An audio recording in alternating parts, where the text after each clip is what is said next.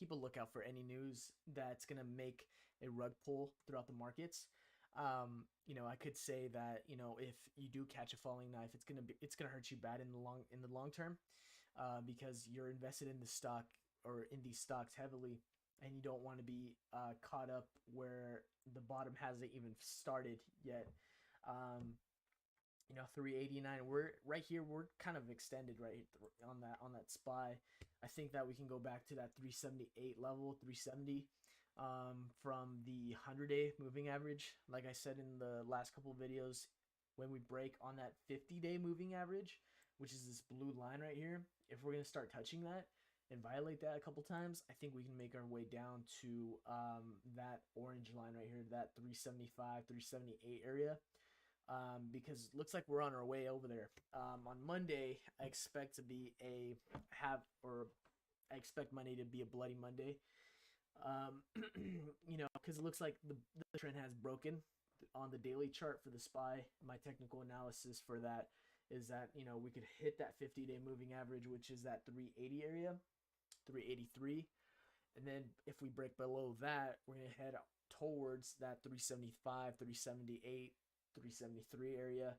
And I don't think anything lower than that. So if the SPY does get to that level right there, I am expecting to add to my long-term portfolio for energy stocks, infrastructure, tech stocks, a little bit of hedging on some gold, and then maybe some crypto stocks I would just trade. I wouldn't hold. A couple crypto stocks that you want to keep in mind are EBON, MRNA, I think, EBON. There's two other ones. Can't think of it.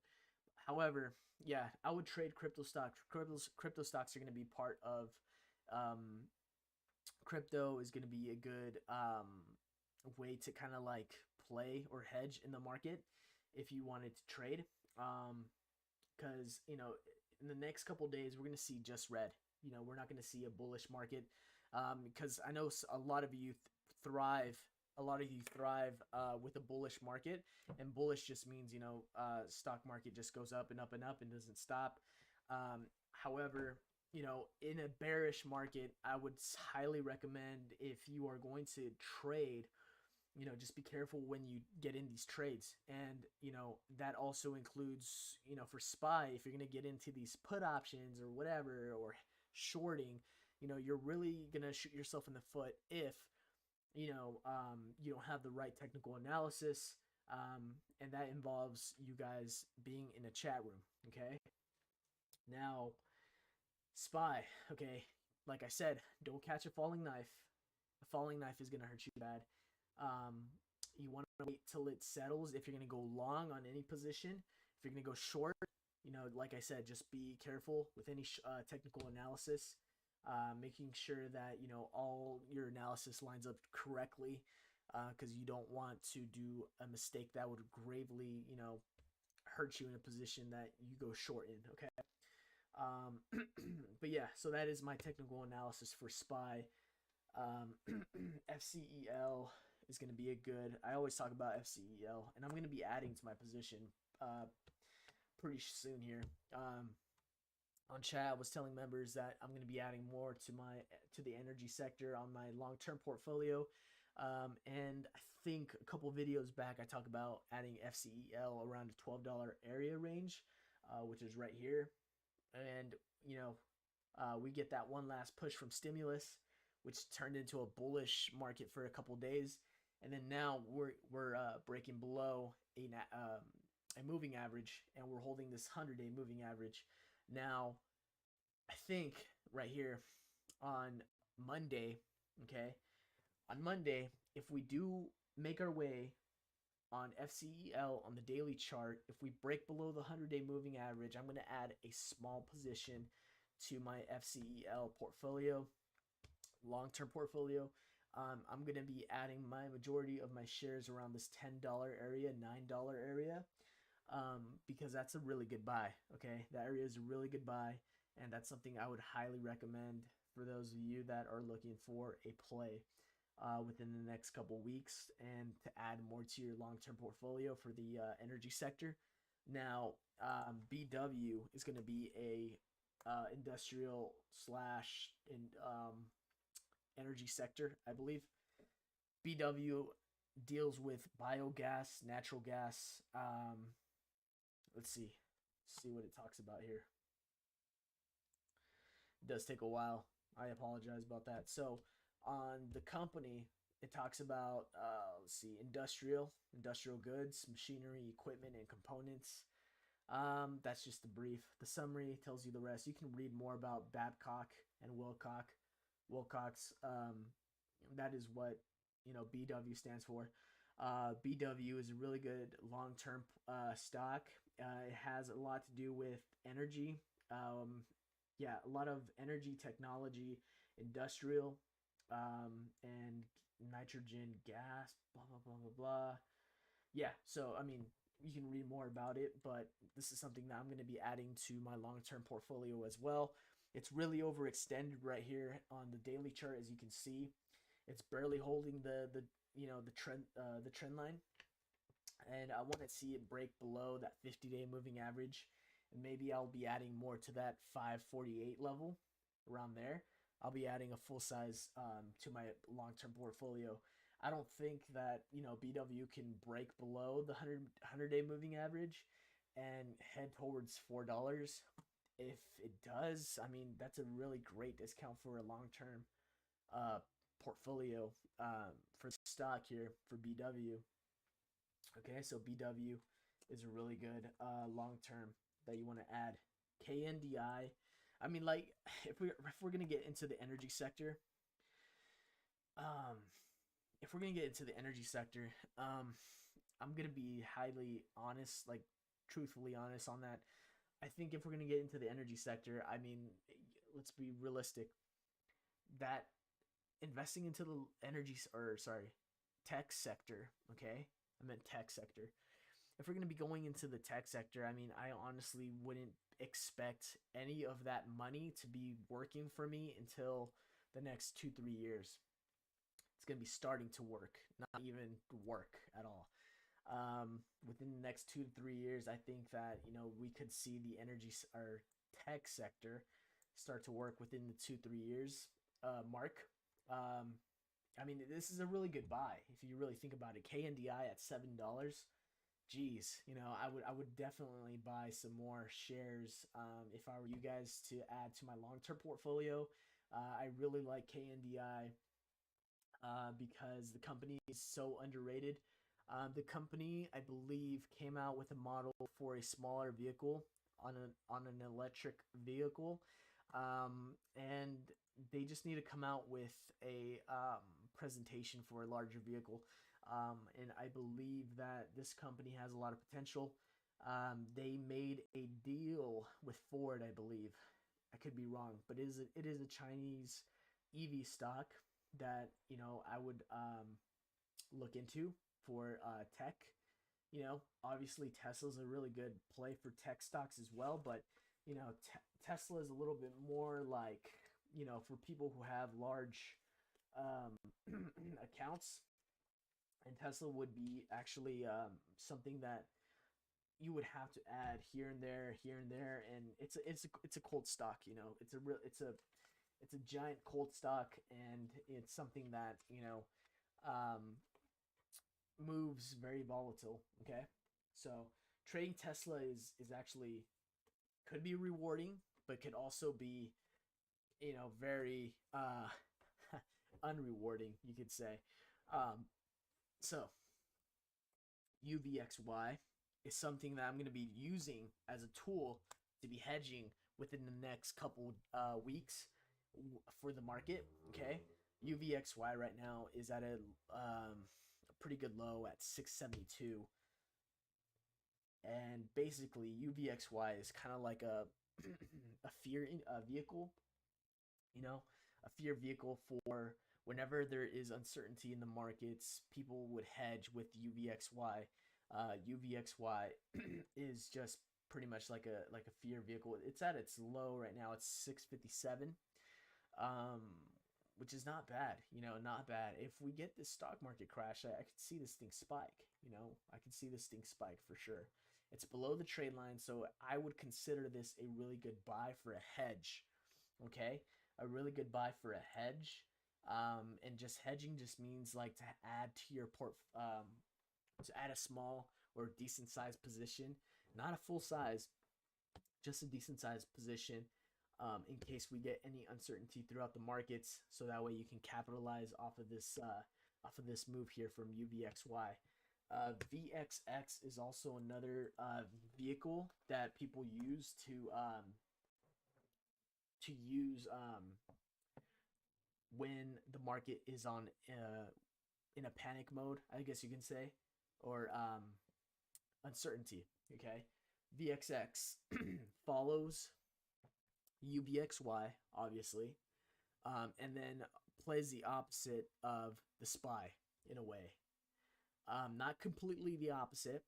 It just plays uncertainty. Okay, whenever there's uncertainty in the market, people will play VXX or UVXY, and that is the reason why I would probably hedge with these two plays.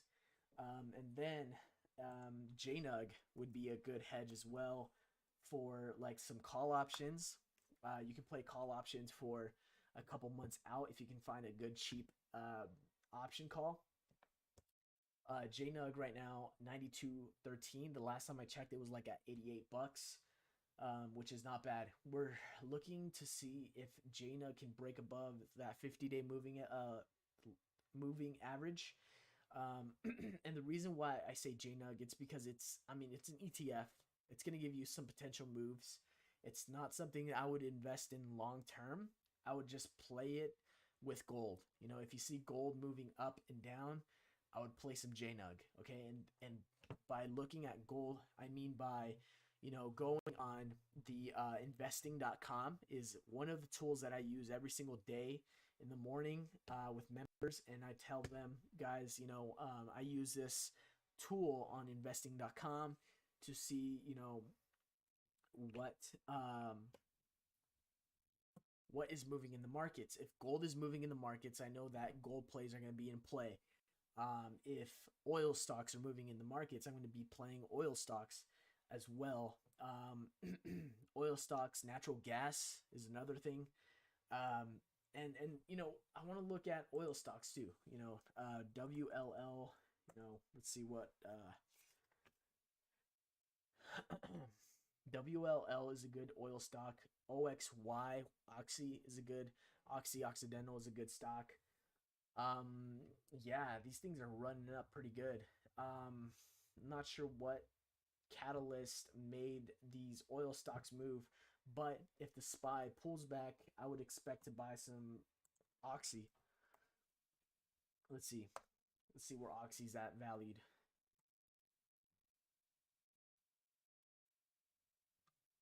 Not bad, $28.10. I remember when Oxy was probably like $9. Yeah, and yeah, we're going back to the 50-day moving average. I want to see this blue line cross over this purple line, and if it does, I'm going to be adding to my long term for oil stocks. Oil stocks are going to be in play. Once oil stocks are in play, travel stocks are in play. Carnival, CCL. Let's see here. That's a travel stock, by the way. I would buy. Wow, I hadn't seen CCL since the market crash, but $30 is pretty damn good. Not to buy, but to capitalize off of. Wow, that's insane. Okay, now here's the thing. Travel right now is very regulated. Okay, it's in a way where it's in a way where it's back to its normal, but I highly would suggest, when things start to open back up, I would start to get into these entertainment stocks. I know this sounds silly, but believe me, I would do it. AMC, I would actually add Right now it's at a ridiculous price. I wouldn't buy this at 13 bucks, 14 bucks. I would buy this more like at, wow, at maybe like 6 bucks. 6 bucks, 7 bucks is the max I would probably spend on AMC. But I would buy more of these shares if, okay, if um, if we get a market crash, I would add to the AMC to my long-term portfolio for entertainment stocks when the economy opens back up. When it opens back up, I'm gonna be, capitalizing off of AMC um, massively because entertainment, we're back open. Everything's back to normal, and we're gonna treat this virus um, like a normal flu season. Okay, so just keep in mind AMC is a good entertainment stock. CZR Caesar's Palace is a good one. Caesar's Palace, Caesar's Entertainment. Um, AMC CZR is a good one. Ooh, they're damn, bro. Are you kidding me? $89? Wow, I remember. Wow. See, guys, whenever there's like a stock market crash, that's when like you want to take advantage because this is what happens. This is the result. This is the result of knowing what to do during a stock market crash. And when you get into a stock market crash, and you add to a long-term portfolio, the potential gains are unlimited. They're unlimited, and look at how much CZR from $6 to $106. That's $100 per share that this stock increased. Um, so yeah, guys, keep a lookout for any stocks, growth stocks. Just be careful.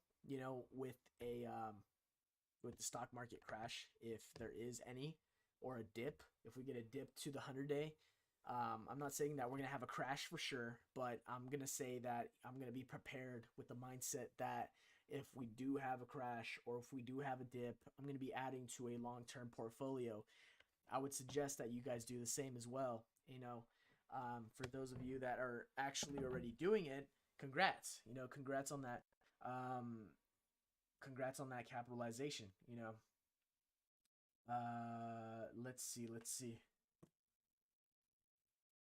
So yeah, we went over tech stocks. We went over some hedging plays. We went over entertainment. We went over a little bit of the oil stocks. We went over some energy industrial. We went over the SPY, and then we did a little bit of the recaps. Now, the one thing I do want to talk about, okay? The one thing I do want to talk about, and that is very important for,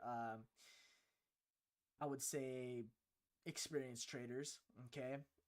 For experienced traders, I would say, it's not JKIN, it's ZKIN. I can't understand my own writing. That's embarrassing. Anyways, guys, like what I'm trying to say is the most important thing that I'm gonna go over in this ooh, okay, what's going on here? Okay, yeah, my camera just died, but I just noticed right now. But guys, ZKIN. Okay, I'm gonna go over this and then I'm gonna finish the live stream. But we're gonna go over this on the 5-minute chart.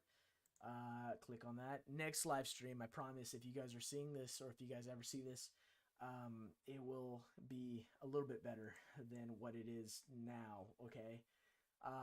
Now, here is what I want to go over. Okay. ZKIN on Thursday. No, sorry, Friday. I'm gonna take you on Friday. Okay. Notice how, okay, right here, right off the bell, I scalped just a little bit of ZKIN right off the bell. Now, on ZKIN, what I did was, this was on Friday. On Friday, what I did was I drew my Fibonacci retracement level from the very bottom of the previous day, okay, to the top of the high of that morning when I was going to make a trade, okay? And what I did was I noticed how the stock moved, okay? I noticed how the stock moved. I noticed how much the volume was in the stock, and I noticed how it bounced off the trade line. If it broke below the trade line, I would have been like not looking at the stock as much as I would have when I first traded it on Friday. When it bounced off of this trade line and it made its way above VWAP, it's kind of like a trade line VWAP crossover. However, you don't get that crossover initially until, throughout the day. Now, the reason why I got into the stock was that it broke the initial morning high, okay? And I got in right at that red candle, okay? I got in at that red candle. I got in that red candle around 11:16, and then we made our way up. We bounced off of VWAP and trade line. There was support on that 23.6 Fibonacci retracement level, and we made a new high to $12.16. Then we pushed even higher, and we took profits on that first spike right here above the new high of the day. We took profits here, second take profits there, and then last take profits was right here, okay? When the stock did not bounce off of the trade line to make a new high, we took our final take profits around this zone. But, I'm treating this as a trade line VWAP crossover. Trade line VWAP crossover is when the 9 EMA crosses over the VWAP, okay? And VWAP is just, your volume weighted average price, which is just fancy word for like average price. Now, when the trade line crosses over VWAP, okay, when it does that, it gives you a potential like surge of volume with an insane move, with an extension, and it's a great way to capitalize off of every stock that you get into. However, in this case, it bounced off the trade line on this small little candle, and then it made its way above VWAP, and it was holding VWAP just nicely, just sitting on there. Got into a position, scalped it, added, took profits, and then second take profits, and then third take profits. On that failure of holding that trade line. So yeah, guys, I mean, just keep in mind like how when the stock moves like something like this with some insane massive volume, like you want to keep in mind that when you get into these trades, you have to look at a lot of things. You got to look at a lot of things. You got to be able to see it in the naked eye quick, and that's the beauty of it. You start to see it a little bit faster every single trade, even if you're a novice trader or intermediate trader or whatever, beginner trader. I say that whenever you start to trade, and you take these trades, and eventually, you actually get a little bit better. You actually get better throughout your career as a trader. So that is something you just want to keep in mind, because with every single trade that you take, your indicators right away, you just know when a candle does something, or when it's lined up with a certain indicator, you just know exactly, where you are going to take profits. You know exactly where you're going to stop out of your position. So yeah, that's something that you want to just keep in mind. Okay, keep in mind. Now, here's something for you guys that that makes it easier. Okay, when you get into a stock, you want to make sure that the volume is there, obviously, and you want to see that the stock breaks new highs. If it breaks new highs, it tells you exactly that the stock is very strong. Okay, now that is just and then the main thing that you look for whenever you trade pre-market is that you trade stocks that have abnormal volume. Okay, abnormal volume is kind of like the key, okay, to that. So anything that has abnormal volume is something that and abnormal just means high volume, is something that you want to keep on your radar, okay? And something that has a good market cap, you know. So yeah, guys, on the next live stream, okay, next live stream, we're gonna have a little bit better of a quality. Our camera's not gonna die. I don't know why, but you know, I just had bad luck. I should have planned this out a little bit better, guys. But you know, I'm glad that if you guys just sneaked a little bit of this, great, makes me happy. Now, um, you know, the channel's growing. The channel's growing. Um, as you guys can see, in the past couple days, it's made a massive amount of new subscribers and so on and so on, and it's really it's great. You know, it's great. I just want to say that you know things will eventually start to change throughout the channel with content wise, and you know that's just something that you guys should just keep in mind. Okay, keep in mind because eventually everything's gonna actually. Sorry, I'm just a little distracted right now. Um, that's something that you guys should just keep in mind because you know um, throughout the next couple months we're going to start to see a big change throughout the markets, throughout these channels, throughout people's lives, and it's going to affect us all. But yeah, that's just a couple of words that I need to let you guys know about. But yeah, if you guys haven't yet, I want you guys to if you guys haven't yet, subscribe to the channel because we post new videos every single week. And if you guys like the content that we give you, we appreciate you guys just following or just viewing the channel because that's what we're about. That's what we're about. All right, guys. Okay. Hope you guys have a great weekend. On Sunday, I'm not gonna post another live stream till I'm a little bit more prepared for the next live stream. But yeah, so the next live stream, just come prepared. Just come prepared. I'm gonna be prepared for sure. But yeah, hope you guys have a great weekend. You guys take care now.